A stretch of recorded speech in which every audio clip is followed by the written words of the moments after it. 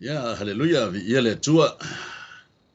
Fa manuina pele swafa manu malolo tanto wali faola o Yesu Kiriso.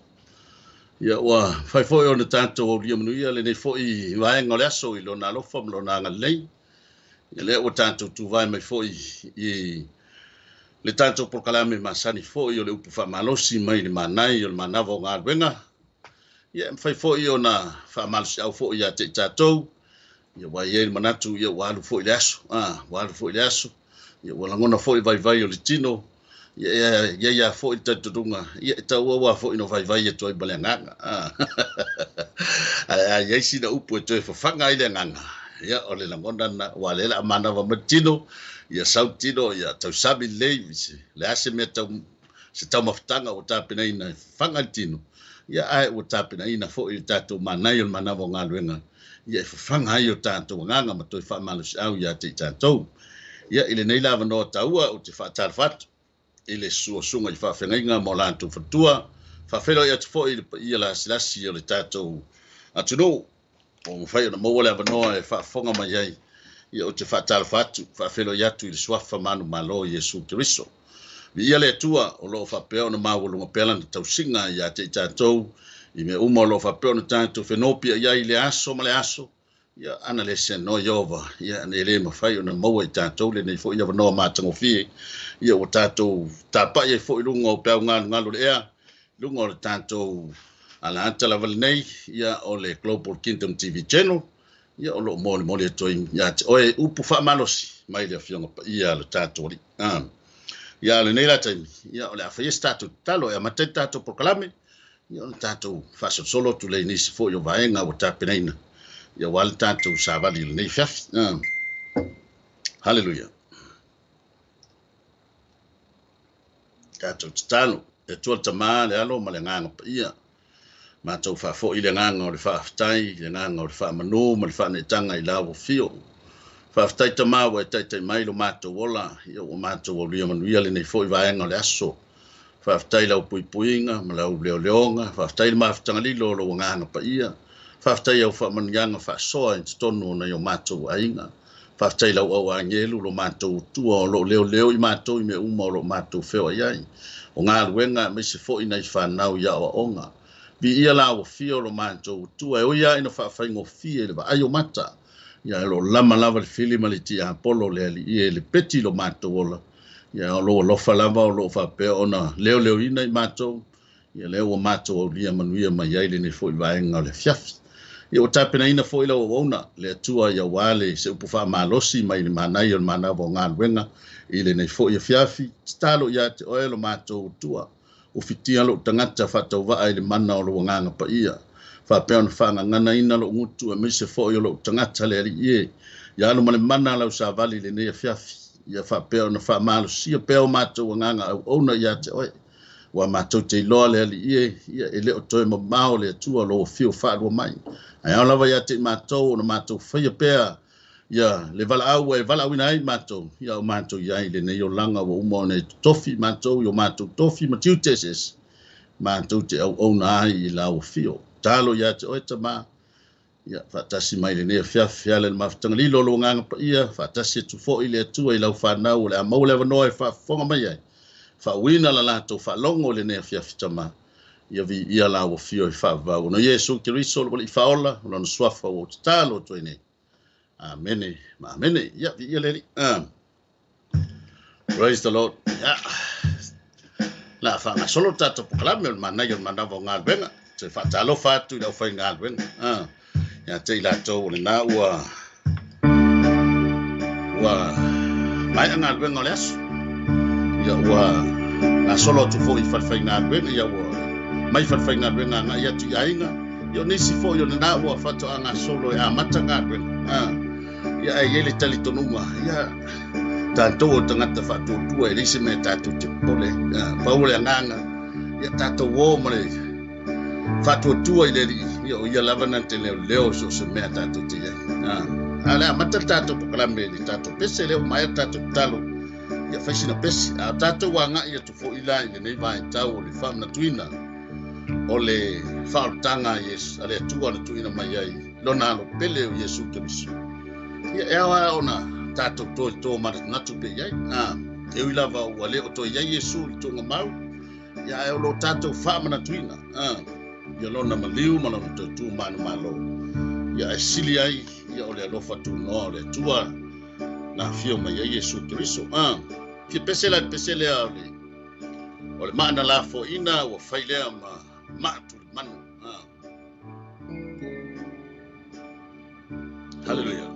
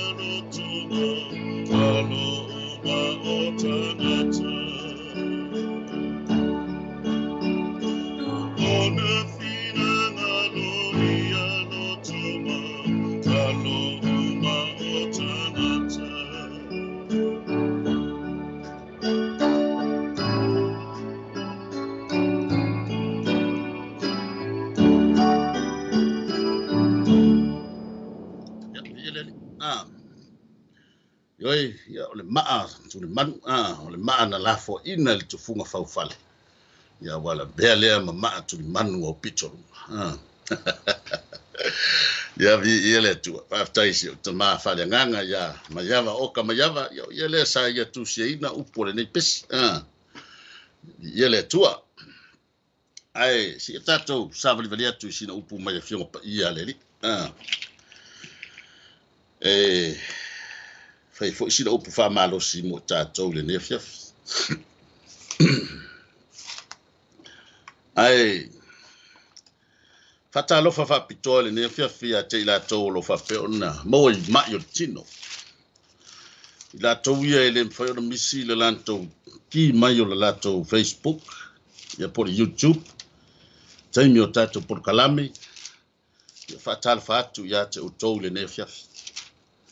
Te tonu e ui lava o lo whapea o na pangatia utou le whaata o tolia fo i o whalaefu, ia le apusi o to whanga, ia iei lava le manatu, ia o lo i lunga uma ia te utou le ao le ri. Vea foi le nei avanoa taua o te whatalo whatoi foi, ia te ila tau foi o lo whapea o na po ia foi le whai ngā malanga, i malanga al maliu maleoti le nei foi vai tau. Ia, amu ia o tau, pau leo tangata sa wha amafan tolo o wha manuia iei le tua, ia Yesu, ma wha amu ia iei. O e loto wha nonoa, au wai wha amafana whanaina i lato. Whawhelo iatu ia te utou, ma lau whaafonga tāpua i le nea fiafi. Ia o ai lava stasi, ia ua whapea, o nau ofo iai ti ngā, o nau malanga al maliu maleoti. O le me silim tāua, ia walu tangata, ua umona hia talia Yesu Keriso e vea mali imwhaola. Hallelujah vi ia leri. Ia, ai, si o tātou wawa, ai plasina upu wha malos. Mo i tātou i le nei fo i fiafi. Tono nau e sila mai lunga o le tātou screen. Ia lo watu ai sina ulutala fo i ta i ai le tātou mata upu le nei fiafi. Fe mai o le sotanga i le Satauro Keriso. Sotanga i le Satauro Keriso. E le mwhai an tātou o mamao langa o taimi nei wa ave au tātou mafau i mea tutupu i le maliu o Yesu. E le mwhaila ona tātou o mamao ai, o le ase tā ua o le maliu o Yesu ia te oi maa. A wā men tutupu ai, o ani ni matati ana tutupu le taimi o le maliu o Yesu. Vi ia leli, ia ele mwhaila ona tātou o mamao, ne lau watoi au mai ai le mau le mo i tātou le ne fiafi. Mai o so tanga i le Satauro Keriso. No mawal tātou tus whaitau le Roma e valu. Ia alona whai upule nā e sifurma leono. Ia mara sifurma fitu.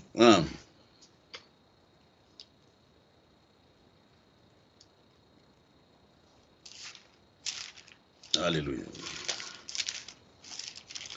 Roma e valu, whai upule sifurma leono, sifurma fitu. Ia ole au whaitau ina le tātou tus whaitau le nea fiafi.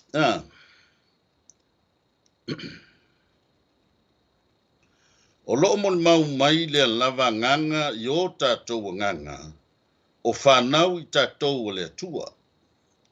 A whai foi o whanau i tātou, o suli foi, o suli lamba o le atua, o suli whaatasi ma Keriso. Pe a whai tātou te ti ngā whaatasi ma ia, ina ia whaamanuia ina foi i tātou whaatasi ma ia.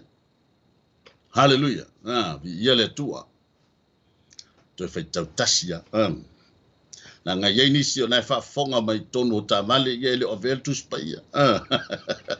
Ia po nai voi whaafonga mai tonu o whai ngā ruenga. Ia, mai tau le lei tātou tus fai tau po whea na whafoa mai en tātou so tanga mai Yesu e ala mai lona Satauro. O loo moli mau mai lea lava nganga i o tātou nganga. O whanau i tātou o le atua. A whai foi o whanau i tātou, o suli foi, o suli lamba o le atua, o suli whaatasi ma Keriso, pe a whai tātou te ti ngā whaatasi ma ia, ina ia whaamanuia ina foi tātou whaatasi ma ia. O le sotanga i le Satauro o Keriso. E ele fesili e te tau ona mua i te tala i le tātou matau. O ai tonu a i la tau, o ta ua o whanau a le atua. Wa o lea ua saule tātou tusi whaitau, o lea ua suli tātou. A whai o suli tātou lono winga ua suli whatasi ma Keriso. O lea la e fesili, o le fesili la, o ai la i la tau. E fito i tonu iei tangata o ta ua o whanau a le atua. Hallelujah. mo Yohane lo tau pa le tusia le evangelia Yohane mo mua lo na fai upo sfuma le lua o lo yai ila tona o ta ua o fa na uia le tua no winga lai le se me to fete na yai la ngona mamanatu fa mai fai upo sfuma le lua le Yohane mo mua a ila to uma na talia o ia ma fa tua I lona suafa na ia amvatu yai o le manuia ia vea ila tou ma fa nau wale tua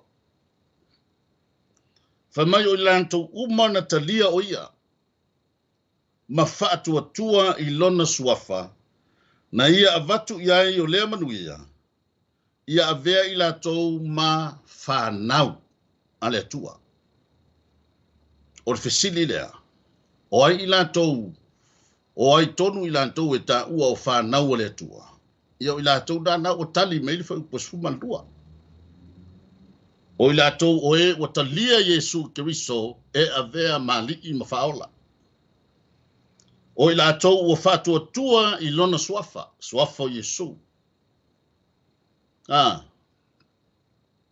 man tua fo ile tatou manai fo il manavo nga venga nafi sa tatou tala noa li Yohane tolu sfuma le ono na lo yai le fai tau fo isa tatou bava ai ia nafi wa u fa pe lava na lo fa mai o le tua lalolangi na ia o mai ai lo na tali ia to tasi ina ia le fano se fatua tua ia tia pawana o tanganta e talia I tonu o fa tanga le li pe a fai e talia Yesu Keriso e vea mali I mafaola leanga o le kile na male o le kile na e tatala I le langi wa o tatou uma o lo yelo tatou fa moe tatou te fio le langi a o le atangia mai fai mai ele ma fai un tatou o le langi pe a fai tatou te le talia ina Yesu Keriso e avea mali I mafaola haleluya vi ia le tua o le la e feo ringa mai e yai taime fete na yai ia langona mamanatu fa pe ai lo le o tatou I le ngona fa le tino a ia yai taime fa pe ai salme o fa pe ai fa mai o fa na o le tua fa mai o fa na o le tua wa amusia I fo I tangata fa tua ma o talia Yesu Keriso ina ua fa pe ale fa tau tangata se fa mai o fa na o le tua anala lo manino mai le tatou tusi fai tau pe na yele ne afiafi o lo tali ai fete na ingana ele ia se moli mau ya te ta ua o le nganga o le tua le moli mau langa o ina ta o I le famsinonga tiro el famsinonga o makua ko mu famsinonga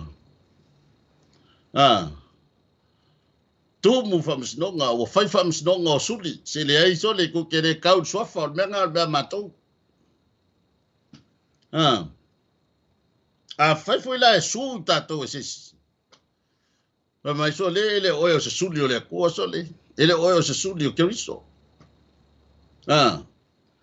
o ile moli mau mo tanto ale fai mai ele foi po sumle ono o lo moli mau mai le lava nganga yo tatou nganga ya se si ku fa mo ma ko ke el mol mau ele foi se to fa pe atu se el mol mau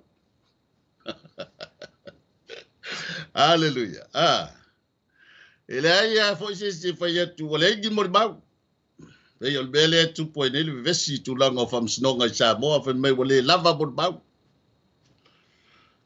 ole ta tu te fewa I mal ta tu mol mau moli mau mai le nganga o le tua yo tatou lava nganga o whanau I tatou o le tua.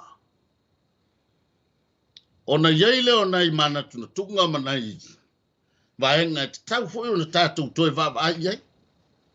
Mai te tau foi ona tatou whae tete yei pia whai tatou te loa o whanau tatou o le tua. Na fai mai le vai ngana. A fai fo i o whanau i tātou. O suli fo i, o suli lava o le atua. A fai fo i o whanau i tātou, o suli fo i, o suli lava o le atua, o suli whaatasi ma keriso. Mata tua fo i o Yesu ai o le alo o le atua. A wa ve tātou matama fai o le atua. Hallelujah. O inana fai mai e fai upo suma le lima i lunga ane fai mai.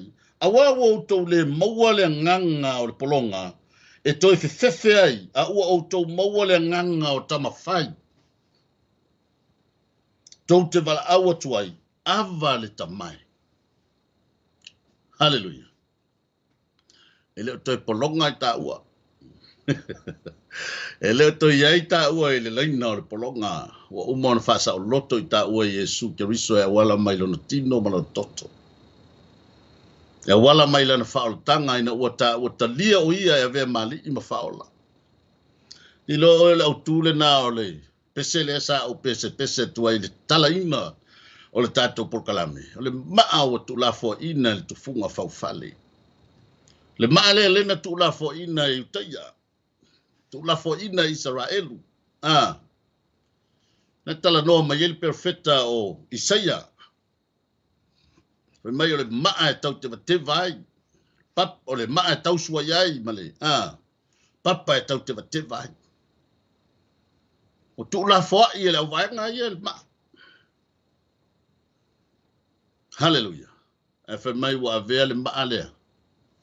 Wa avea e fai ma maa tu le manu o pitonunga. Hallelujah. O Yesu Keriso. O Yesu Keriso le ale so tanga na fofoa e Yesu. A wai taua. Na whape fea na so o Yesu le ta so tanga. Ne sa au taua le tatou wha malosi ana nafi. Ina ua pau le tangata mai le angasala. Lolo loto le angasala. To e sau leo Yesu e to e so o le ta so tanga ma le atua. Ar te le ia o se whamanianga o sau ma Yesu. E le ngata o sau e momboli mai le whaolotanga. Ai o sau fo i e tofi ta ua. E vatu le matu pala o le matu wa i sili o na mawalunga. O se tae nganga tō wa le mawhai au na toi tō ese. Hallelujah. Mua vea i ta ua o suli o Keriso. O suli o le atua. Ina ua suli whaatasi ta ua ma Keriso. Pe o lau whai atu lo na winga e te tau na iai. I tūru tā te whae tete iai. Pe a whai wa vea i ta ua ma suli. Hallelujah. Langa na tala noa mai lunga ane o le tusile nā le matau poe valu. E te tau le suli o na whato i lano a mionga al tino. E te tau le suli o na ola i le taita inga le nganga pa ia. Hallelujah. Vi ia le o i lato fo i o i la le tino e le mawhai o na fia i le atua. Bye bye. Lono winga la whai o i ta ua o suli. Ai o lo ta whai a pe mea le tino. Na o musu ai le nea fiafi. O le upu ai a mo taruo. Mo oe mao. O ani vai inga o le tino lo ta whai a. A o leo wa vea i ta ua masuli o Keriso. Masuli o le atua. Whai mai le upu nai nā le tātou tusi. Whai mai le fia le atua. Hallelujah. Whai mai o i lato fo i o i la le tino e le mawhai o na fia mai ai le atua. A o tautou te le la le tino ai la le nganga. Pe a whai e nofo le nganga o le atua. I to tonu i ate o tau. Ai se tasi o iate ia le nganga o Keriso e le whai. Ai se tasi o le iate ia le nganga o Keriso e le whai le mona. Hallelujah. E iai so se sulia. E iai ona tiu te tau ave i tono lona inga. E ei tiu te tau ave le suli. A tātou tu mai lai tono le suli whaaltino. Te tono na yo tā inga i le tino. Leo lo iai le maftanga le a tātou le tā whatonu leo i tā ua o le tamā tina ma le whanau. O le iai a tofi o le te tono o tātou a inga. A iai ni whalave lave o ame tutupu i tono o tātou a inga. Ia o tutu whatasi ma le suli. E o pongi i whalave lave. O ani me fai, ia upuna ua masaria, ia fai ngō fia me uma i tutu whatasi o suri. Si mea maisia, e whatino ai. O winga nā, ma mionga nā le suri o le tino, e leo se mea leanga. Ai nā fo i lo atangia ai, le nofo whalo whani o tātou o le suri. Pe a whai tātou te ngālu rue whatasi, e whatino me fai tutono o tātou a inga. A iei le sotanga wavala lata o ta ua vea i ta ua masuri o te riso. E iei tangata tātou te le maasana i tātou te le tau iai. Awa talia Yesu te riso e vea mali im whaola. O tātou ia o ta ua whatasi o tātou tu tono le li o lea. O i tātou o suli whatasi i tātou mo te riso. E iei o tātou te tau ave pe ona polo ina ita ua Yesu. Le ia fio Yesu le langi au to wo fainu o wala maso. Falau tele le malo le atua. Haleluia. Le polo inga le na o lo fa pe o na ngalu due le alai ona tata u sa fa pe nei ma tala noa le fio nga pa ia le. Ona e tofu al tangata masiana matafa yo i wo uma ona to tofia ye le atua. Pei fo ia to tonu ainga. Wa ia le tofi o lea tangata, ma lea tangata i tonu o lona inga. Haleluia. Whape nā foi to tonu o leo langa whale ngana. Iei la nai vaenga e fia wha mafa i se tauta langa le nefia. Haleluia.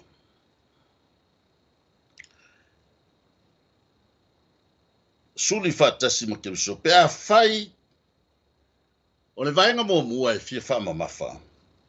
Pe a whai tātou te ti ngā whatasi maia. Haleluia. Pe a whai tātou te ti ngā whatasi maia.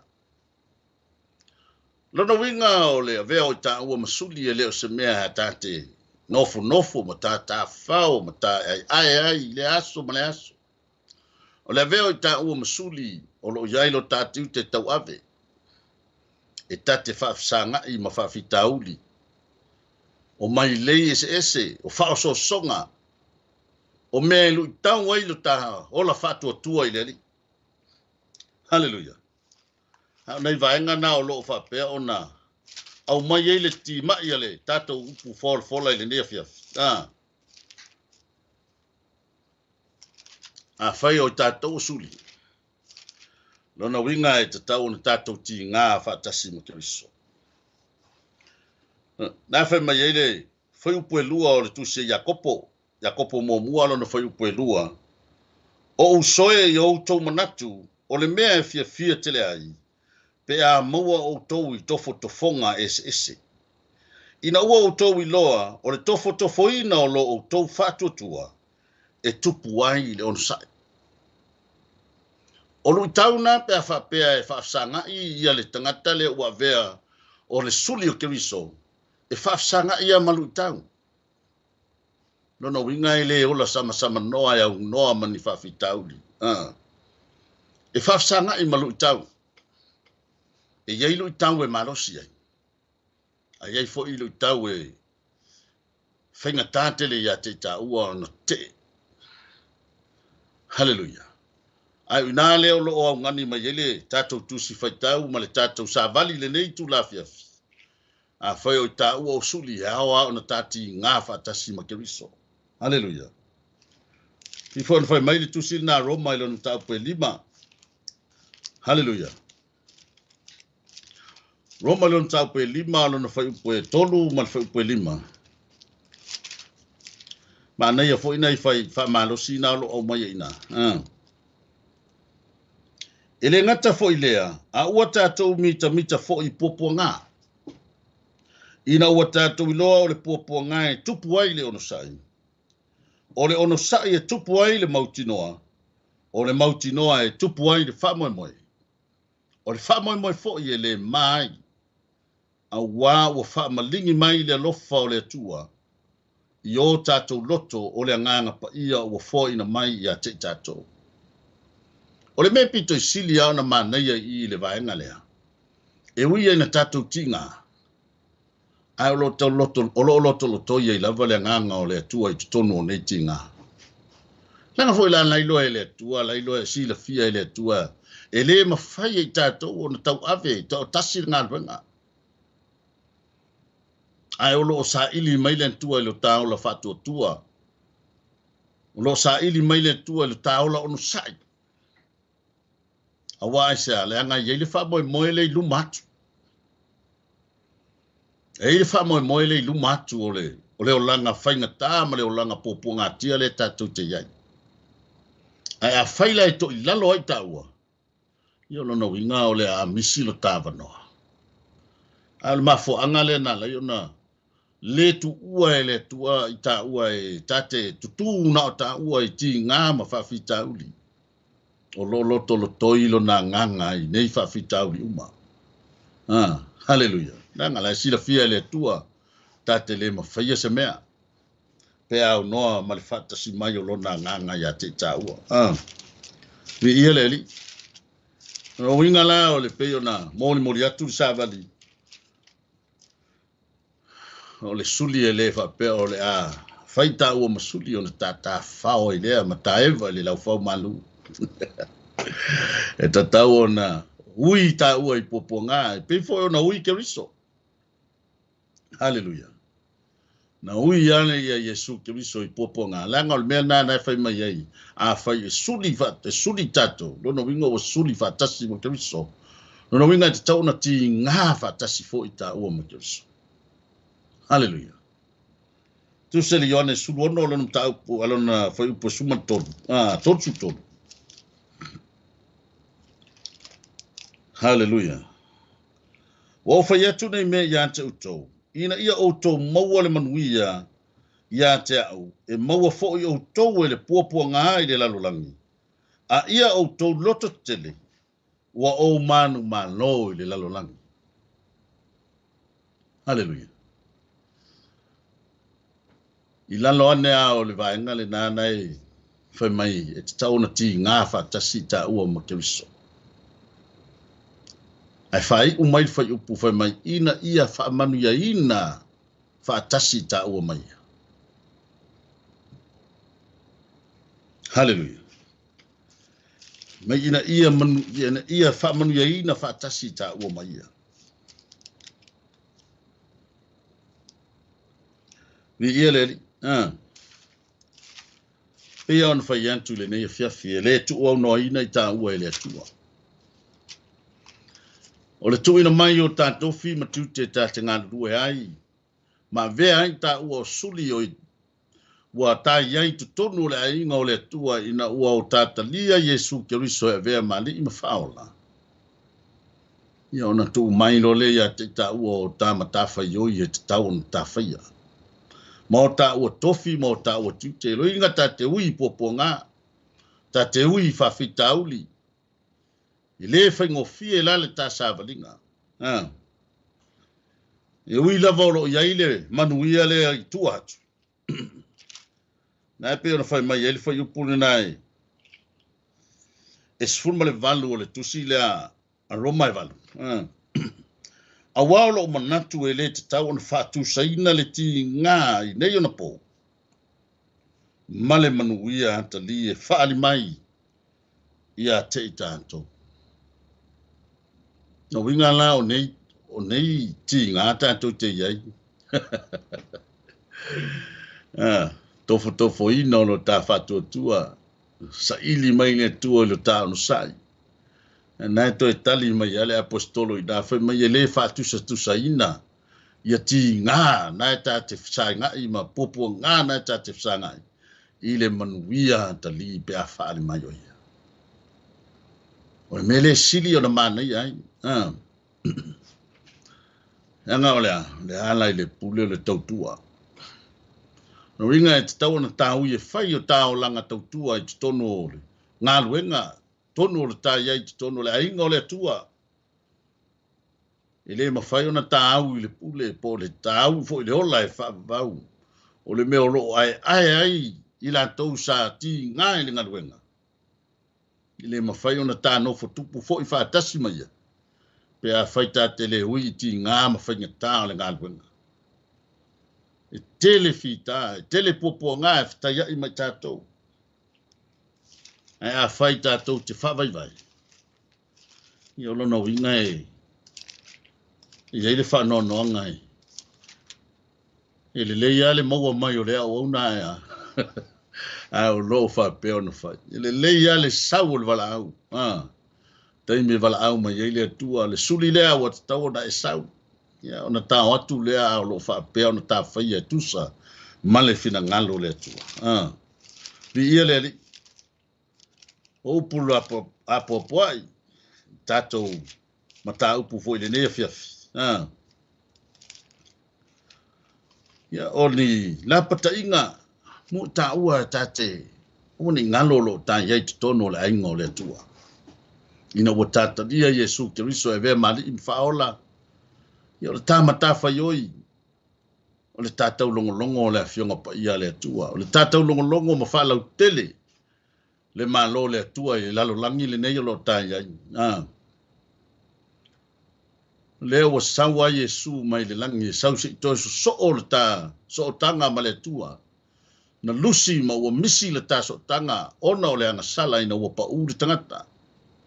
To e sau leo Yesu. Whaamata ngā ina i lunga o le sātauro. Au i lena to e whawhau ai e Yesu Keriso lo tā so tanga. Peo na iai le tā au tū le nei tū la fiafi. Whai mai o le so tanga i le sātauro Keriso. Hallelujah. O le so tanga i le sātauro Keriso. Ai le momope teru i lona ta upu e wha. Lo ieina i upu wha pea. Wha upu e sumalua. Le au pele. Au atou te ofo i le tofu tofonga. Pei o le afi. O ia te utou. E whai ma tofu tofonga ia te utou. Pei se i. O se mea fou. Ua o ia te utou. Wha upu e sumaltoru. Ai wha pei o na tofu sia utou. Whaatasi ti ngā o Keriso, ia o tau oli ai, ina ia fia o tau male oli tele, pe a whaalia mai lona mamalu.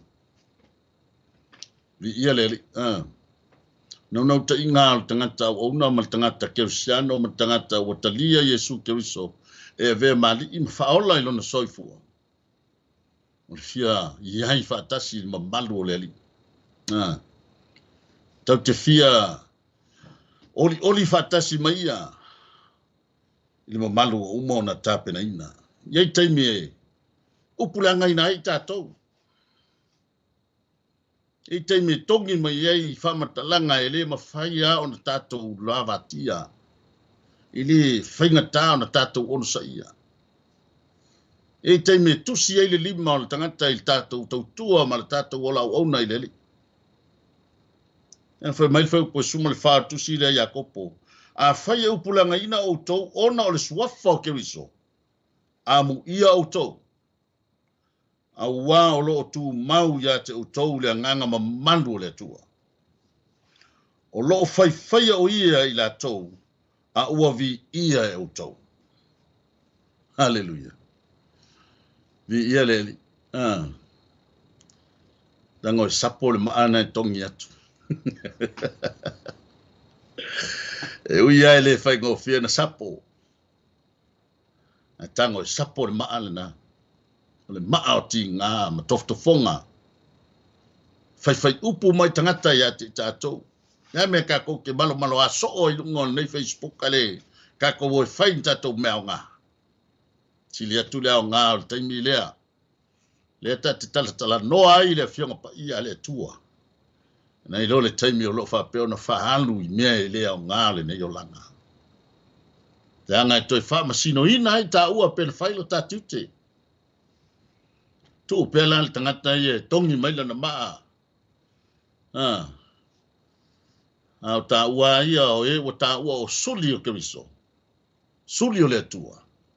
Fai lo ta ua tofi mo lo ta ua tiute. La ngā o fo ia i eli tangata e nofo a inga ma nofo i te tono le ainga. O ia lai nofo nei va aile ainga. Whamasino ina fo i tangata lea tangata i le vai atu so le. O au me fai o ngai va o al kako whangoa. O au me fai le ngai ngā ua. Wa matua le mana i o tatou fale. E whamasino ina fo i lali tangata e nofo le ainga. Pea fai le fai lon tiute. Whape na uma i ta ua. I ta ua o tangata. O ta ua o suli whatasi ma kiriso. Whape na uma i ta ua pea fai ta te le fai o ta tiute. Iai o ta tiute o tofia i ta ua i le tua. E au ala o na ta sava vati. Au ona. O atala tangata e fai atu. Foroforo maalia i tonu. E saua nei toi umangi.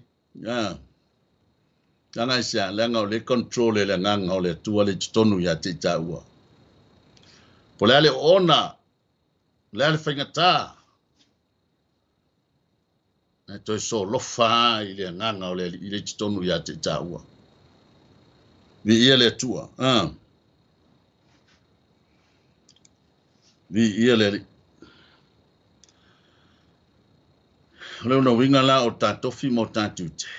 O le ta wana i le ola i whaavau. O le ta ui lea i whaafita uli. Hallelujah. Ai a whai whaatinga ina se tasi a wā o ia o le keusiano. A ua le maasia sia i o ia. A ia vi i antu i le atua. Ona o lea lava mea. A wā ona po nei a mata i le whaamsinonga.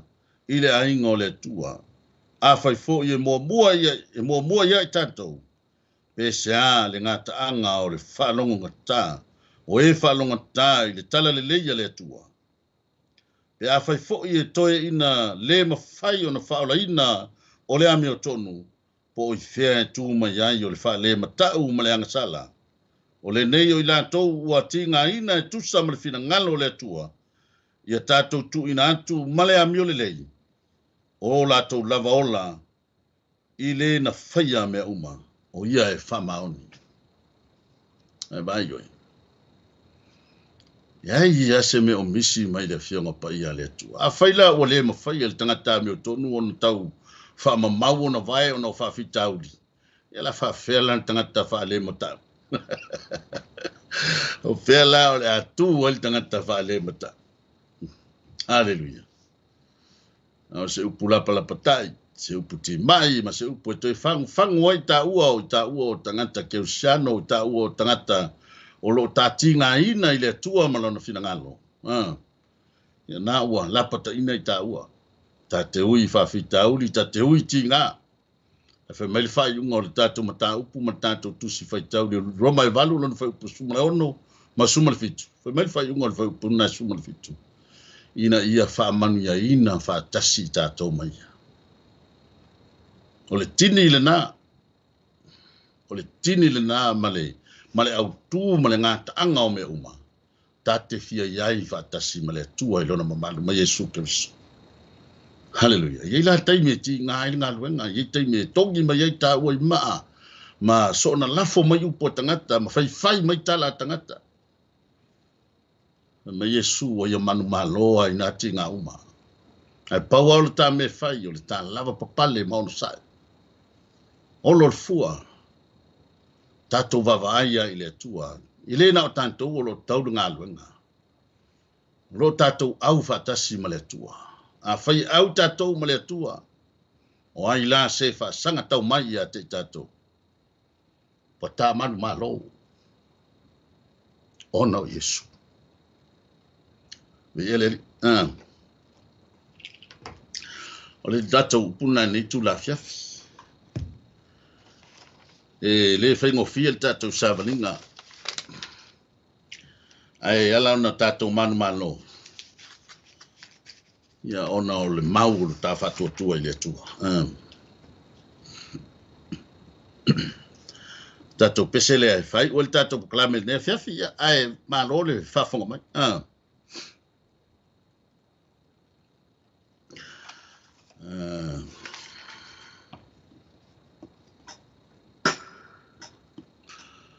Ia fa fita ule ngal wenga ia le la pese tu pese muli le ai fa mai ai tato po kalami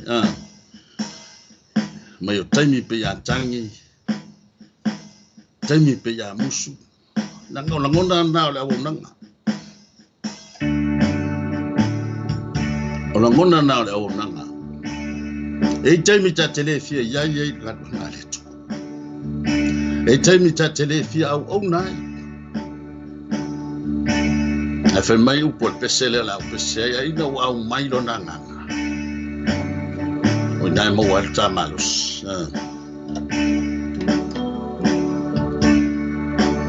elele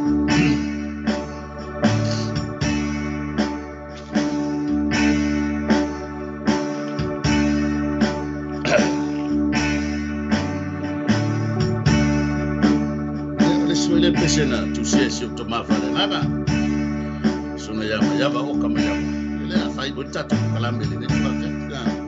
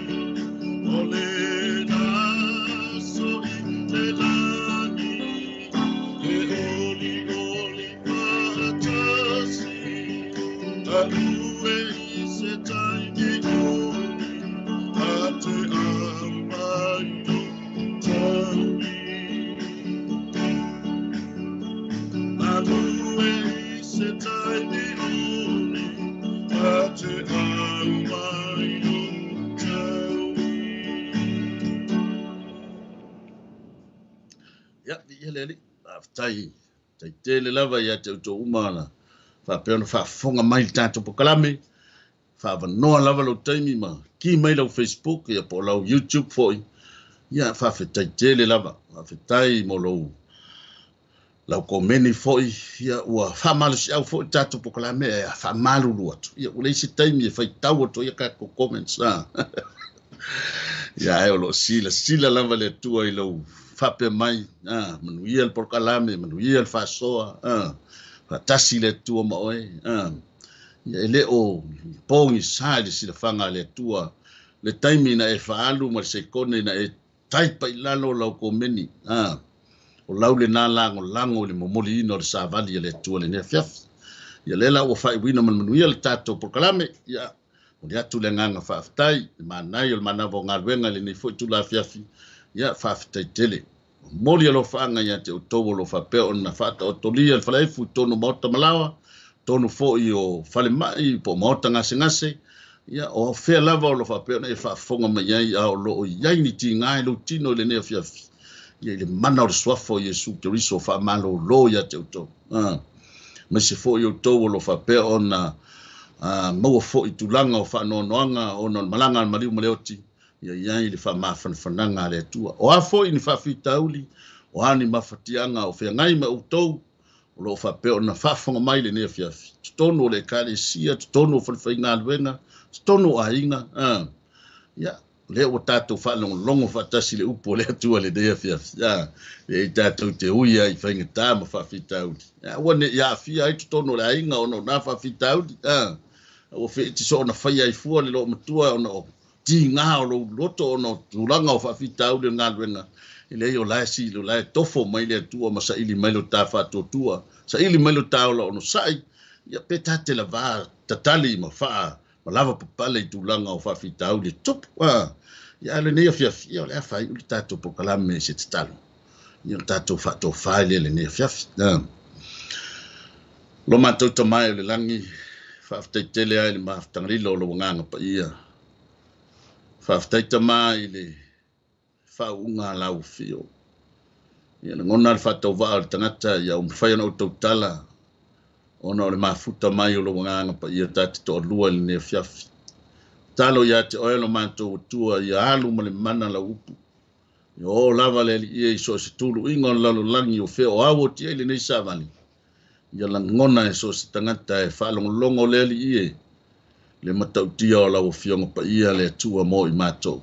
Fa malusia i peo mato o lau ona ia te oe. A o mato ia i le nei savalinga e le tu mau. Savalinga whaingata. Ia o mato tausini o atu le ola e whavau. Umona e ta pena mo i mato. Talo le tua feo inga mga aluenga malava singa o toyo le nei a fiafi a lau whanau. Leo ampo pui e lau fio le fafo ma le fale tono whainga aluenga i whatino ina o ngā aluenga. Ia le mamalu lau fio lo matou tua. Le matou talo le ne tu lafia fafetai le matamai lo ngang pa ia. Tu maua ia te oe le viinga nei maso malava yo oe le favavau. Ono Yesu ke riso lo wali faola o talo malau tu nei. Amene. Ia fafetai fafomai. Tai sunga ia Mike Preta ia moni foi amanoa. Ia famanu ia tele le tua. Ia ono le swafo Yesu. Soifua mai manuia. Jesus, where are you going? Oh, I'm just heading out to find a place to send money to my uncle in Samoa. Oh, why waste time and petrol? You can use UP Group Money. You can send money to Samoa and it's really fast. Really? Yeah. Can I sign up online? Yeah, it's really simple. Sweet, I'll do it now. Okay, bye. Bye. Sending money to your loved ones in Samoa has never been easier with the UP Group Money Transfer. Our service allows you to transfer money quickly and securely from the comfort of your home or anywhere in New Zealand. Your family and friends can conveniently pick up the money from over 40 villages across the Polu and Savai. No matter where they are, we've got you covered. Our user-friendly online platform makes sending money a breeze. Just visit www.upgroupmoney.com. Sign up and start sending money in minutes. We're here to help. If you have any questions or need assistance with signing up or sending money, please don't hesitate to contact our friendly support team at 09558 2896 or 0800 877 328, or visit us in the office at 6/22 Station Road, Otahuhu, Auckland 1062. Experience the ease and reliability of UP Group Money Transfer today. Your family and friends in Samoa are just a few clicks away from receiving your support. Visit www.upgroupmoney.com now to get started.